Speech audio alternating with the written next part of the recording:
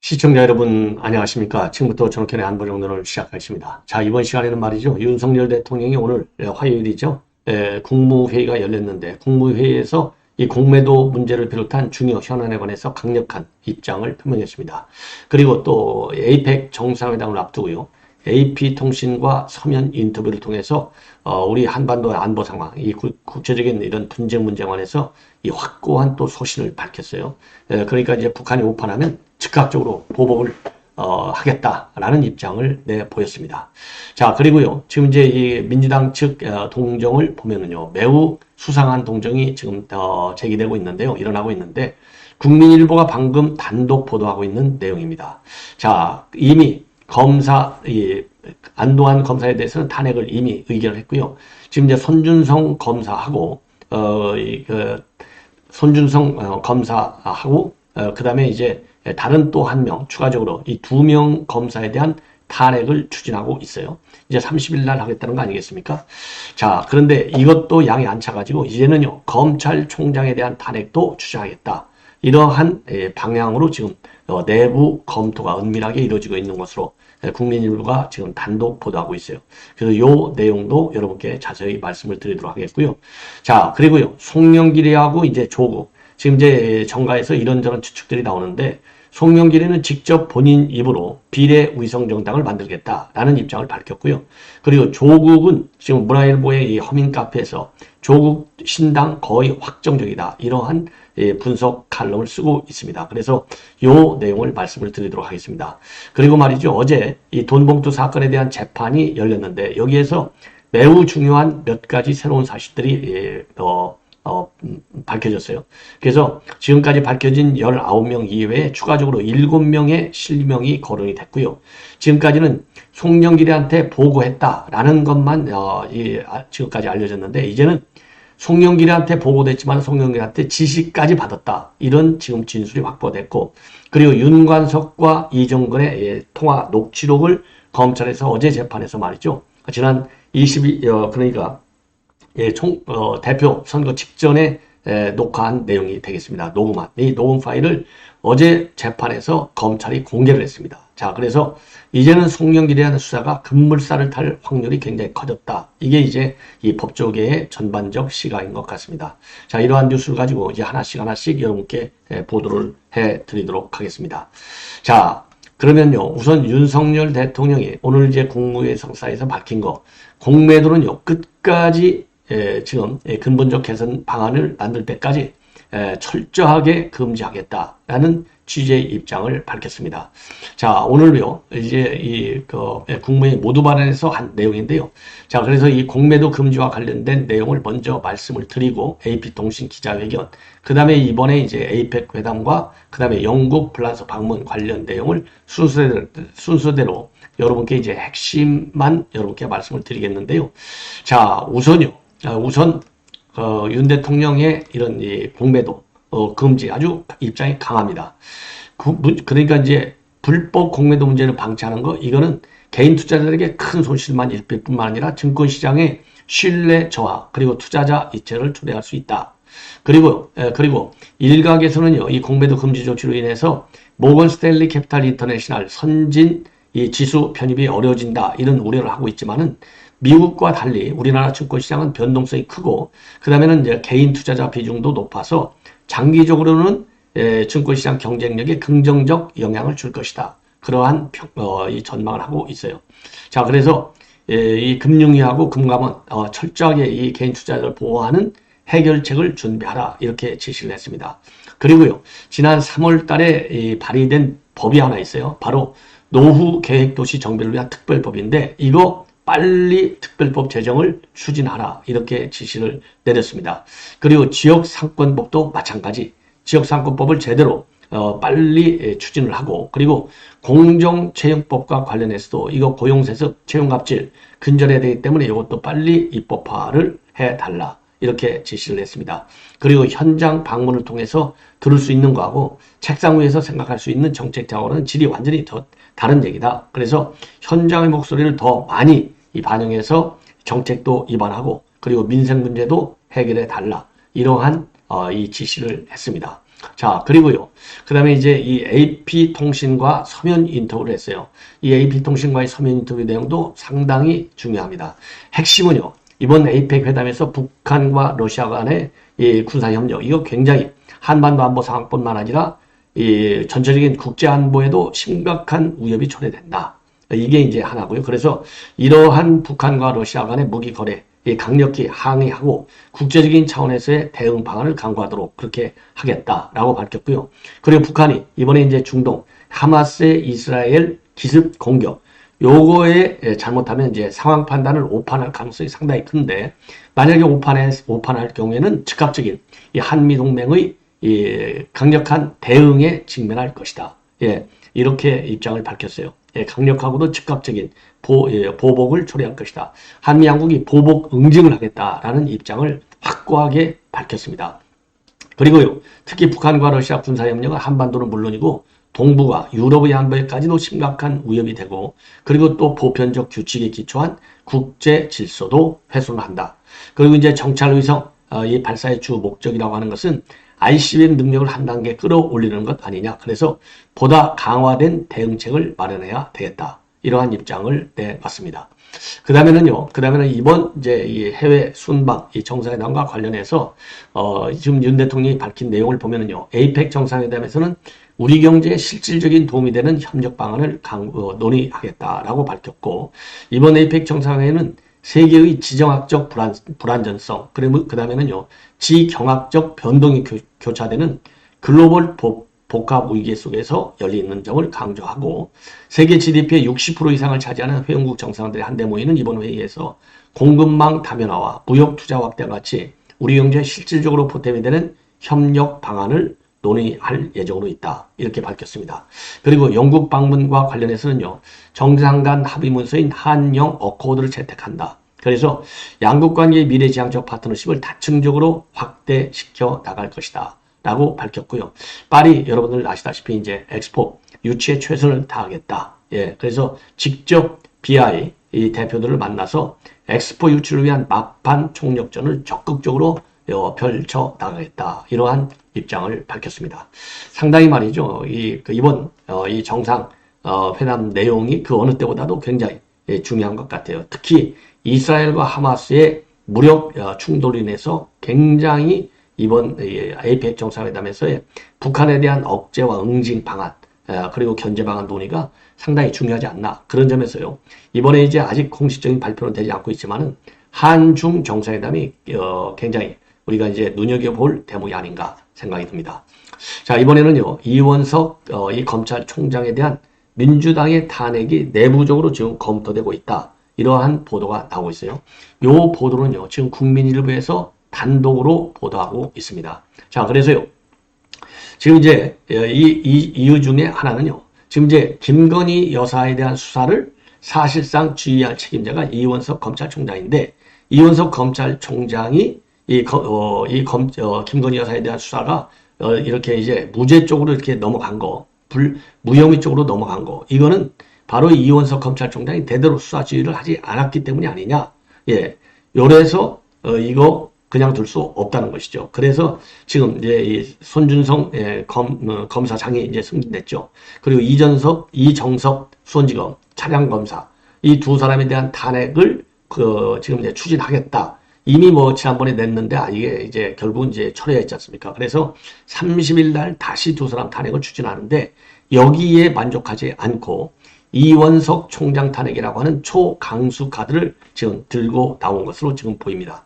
자, 그래서 내년 총선을 앞두고요. 지금 민주당에서는요, 쌍특검에도 만족하지 않고, 그래서 이제 이원석 총장에 대한 탄핵까지 지금 거론하고 있는데, 지금 이제 이 보도에 따르면요, 민주당에서는 김건희 여사 특검, 그리고 김건희 여사 수사, 이 지휘 불충실, 요걸로 인해서 이원석 총장에 대한 탄핵 카드가 결코 나쁘지 않다. 이렇게 내부적으로 판단을 하고 있다는 거예요.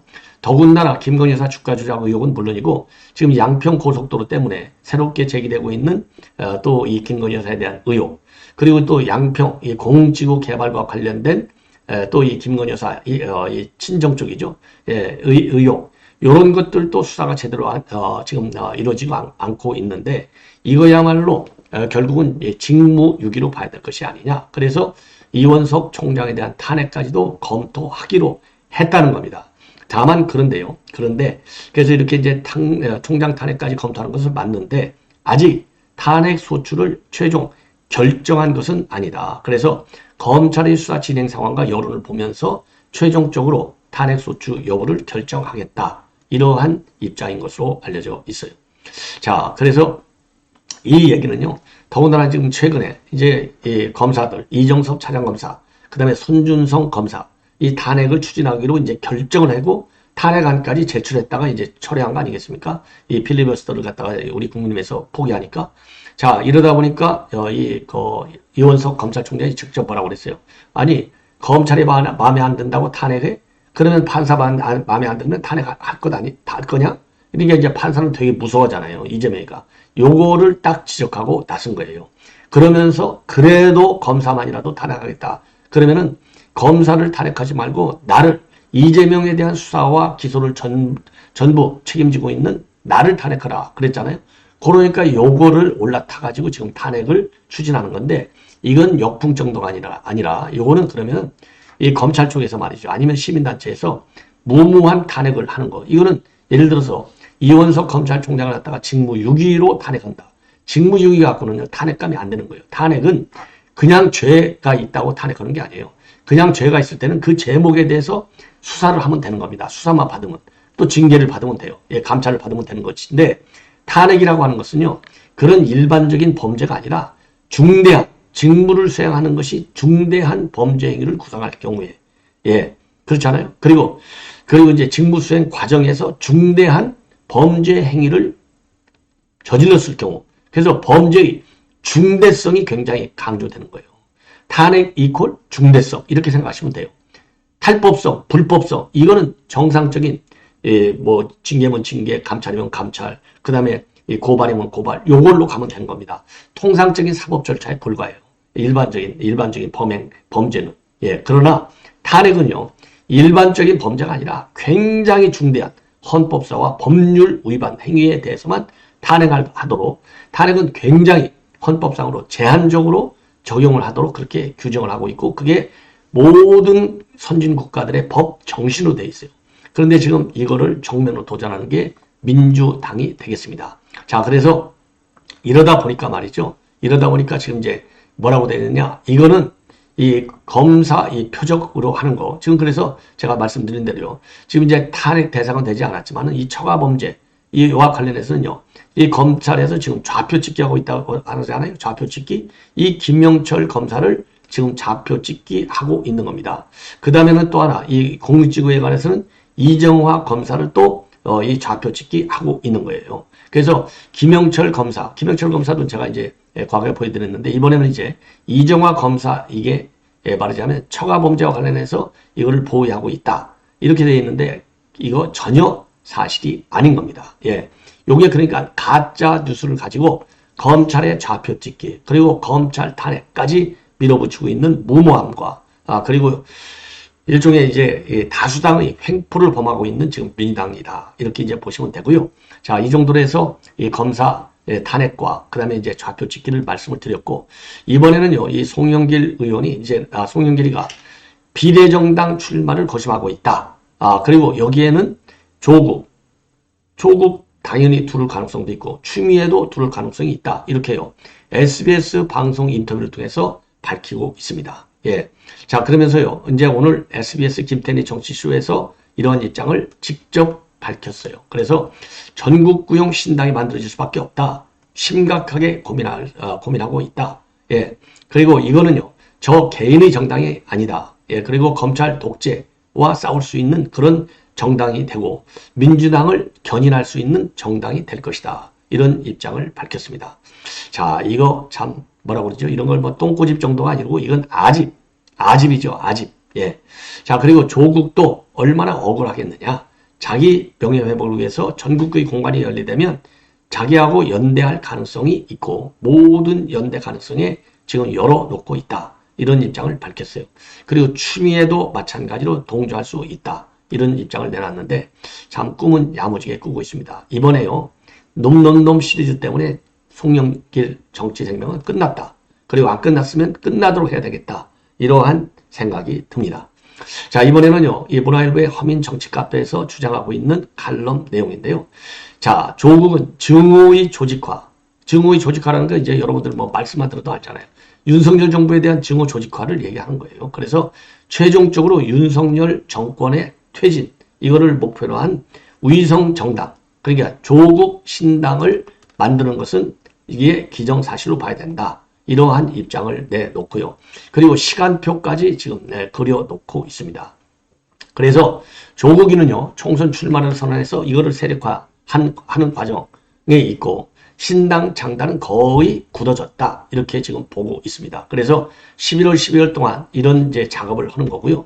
내년 4월 이제 총선에서 출마해서 당선이 되고, 왜냐면은요, 지금 출마 지역은 그동안에 이제 뭐 호남선, 그 다음에 이제 관악, 여러 가지가 있었지만은, 그리고 이제 부산, 양산이 있었는데, 이 허민 카페 주장을 보면은 문재인이가 있는, 왜냐하면 문재인 파리가 제일 쉬운 게 양산이잖아요. 그래서 양산 출마가 가장 가능성이 상당히 크다는 겁니다. 그래서 이제 이 국회 정식으로 입성을 하면은 진보 연대를 추진하는 거예요. 그리고 민당과의 합당을 하는 겁니다. 이렇게 해서 결국은 윤석열 정부 전복 전략을 추진한다. 이게 이제 조국의 작전이라는 것이죠. 그래서 이 조국의 작전의 이 원동력은 어디에 있느냐? 바로 증오의 조직화에서 시작한다는 거예요. 증오의 조직화. 증오의 조직화, 뭐 여러분들 뭐 무슨 말씀인지 다 아시겠죠? 증오. 그러니까 지금 조국의 이 그야말로 멸문지화. 윤석열 대통령이 책임 있다 이거죠. 그래서 증오를, 그러니까 이 그 증오를 갖다가 조직화하고 재생산해서 윤석열 정부를 쓰러뜨리겠다. 이게 이제 최종 목표로 되어 있고, 그러기 위해서 위성 정당도 만들고 본인은 출마한다. 이렇게 지금 결론을 내리고 있어요. 예. 자, 이 정도가 되면, 참, 조국하고요. 아까 이제 송영길 얘기, 그 다음에 이 조국 허민의 주장, 이런 걸 보면은 조송주, 이게 이제 민주당에서는 안 된다는 거 아니겠습니까? 요것들이 전부 다 위성 신당을 만들 가능성이 그 어느 때보다도 커지는 것 아니냐. 그래서 지금 위성정당, 준연동형 비례대표제, 여야 간의 협상이 진행 중에 있는데, 이러한 사이비 위성정당 창당을 막을 수 있는 모든 노력을 다 해야 될 것이 아니냐. 이렇게 생각이 듭니다. 이제 마지막으로요, 이 돈봉투 사건 관련해서 말씀을 드리겠는데, 어제 재판이 이루어져 있었어요. 여기에서 돈봉투와 관련해서 이제 어제는요, 주로 강내구 답변이 있었습니다. 여기에서 7명의 의원 명단이 새롭게 나왔습니다. 이성만, 임종성, 허종식, 김용호, 박영순, 이용빈, 윤재갑. 이런 사람들이 이제 새롭게 거론이 됐고요. 그리고 이 오더, 송영길을 찍으라는 오더를 대의원에게 내리라고, 민주당 의원들에게 돈을 내리라고 한 사람은 바로 김병기였다. 그리고 백혈에는 내릴까 말까 망설이고 말로만 내리겠다라고 잘 안 내리더라. 그래서요, 오더를 내린 사람은 바로 김병기, 그리고 협조하지 않은 사람은 백혜련, 요 두 사람의 실명도 이번에 처음으로 나왔어요. 자, 그리고 이게 이제 도표인데요.